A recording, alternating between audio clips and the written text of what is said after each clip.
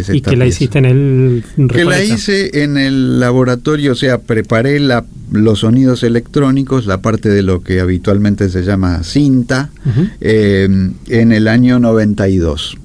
Así que esto se estrenó en el 93 en uno de los acontecimientos de la semana, llamados la Semana de la Música Electroacústica, y fue precisamente interpretado por el que grabó la pieza, que es Tristán Taboada. Yo comparto esto, si me permitís que me entrometa en tu mundo musical. ¿Cómo no?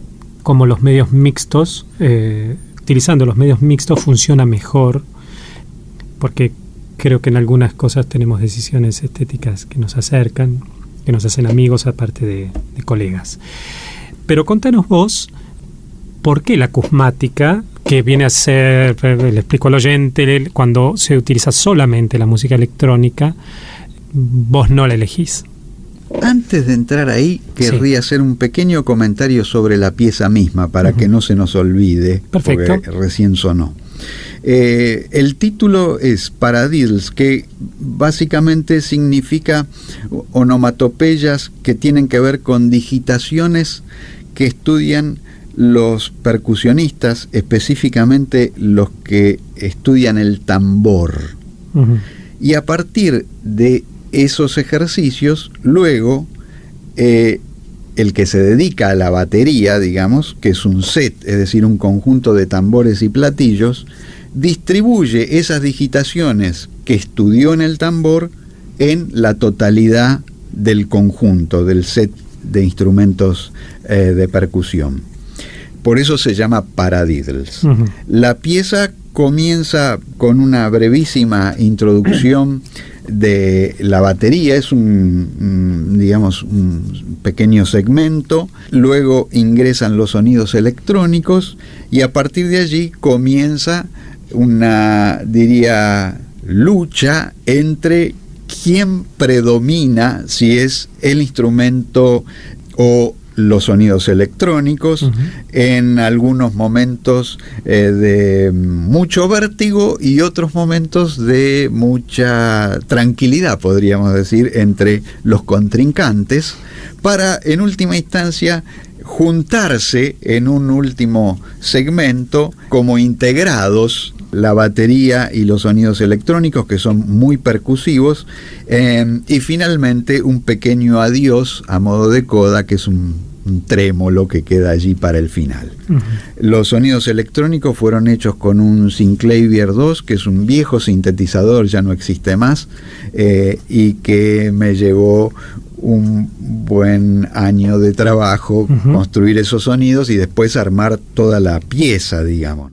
La cuestión con la música electroacústica que a mí me parece interesante, por lo menos comentar, es que yo diría que le aconsejo el estudio de los medios electroacústicos a todo aprendiz de compositor, se dedique o no a la música electroacústica, porque esto hace tomar conciencia de una serie de aspectos que tienen que ver con la materia misma sonora, con el timbre, digamos, que son muy palpables en ese ámbito y que si por ahí uno no tiene esa experiencia, me parece que se pierde de algo muy rico.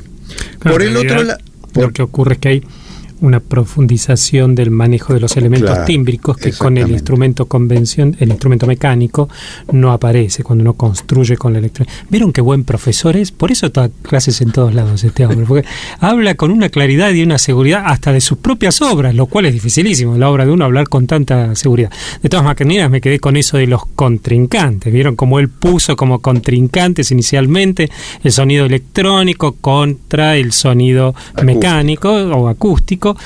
Aunque luego como que llegan a una negociación y finalmente y pueden convivir, coexisten pacíficamente con un trémolo que se despide. Exactamente. De todas maneras, lo que yo quería también mencionar es que en el ámbito, la impresión que yo he tenido es que en general se pone demasiado énfasis en la construcción, como diría, de instrumentos electrónicos. Pensemos que en general los compositores de música electroacústica diseñan ellos sus programas, diseñan, digamos, el soporte la herramienta para generar sus sonidos. Entonces, muchas veces uno ha pensado en que tienen más una vocación de luthier, digamos, que de articular luego esos materiales, que es, bueno, desde mi punto de vista, el arte de la composición. Es decir, el arte de la composición consiste en articular la materia sonora, que no lo hace la naturaleza. Yo no creo en la música de la naturaleza. Creo que la música es una invención del hombre, y el hombre es el que articula precisamente el material sonoro. De manera que si yo solamente construyo un instrumento y, bueno, me gusta cómo suena y demás, pero no hay una reflexión en cómo articular esos materiales sonoros, me parece que entonces, por lo menos a mí, no me llama mucho la atención esa creación. Claro, y me parece que lo que marca David es muy importante, porque hay, sobre todo en las generaciones más jóvenes, una gran inquietud y una creencia, si podemos decirlo, de que efectivamente uno se convierte en músico a partir de poder manipular, de poder controlar elementos de la electrónica. Otro aspecto como para ponerse a profundizar, porque controlar el material electrónico es realmente es inabarcable, o sea, es algo sumamente complicado y sumamente subjetivo. Entonces también es cierto que uno no controla. La fantasía de que uno puede tener todo bajo control en una obra es muy difícil. Ya en una obra, aún con instrumentos convencionales, con la electrónica se hace bastante más complicado.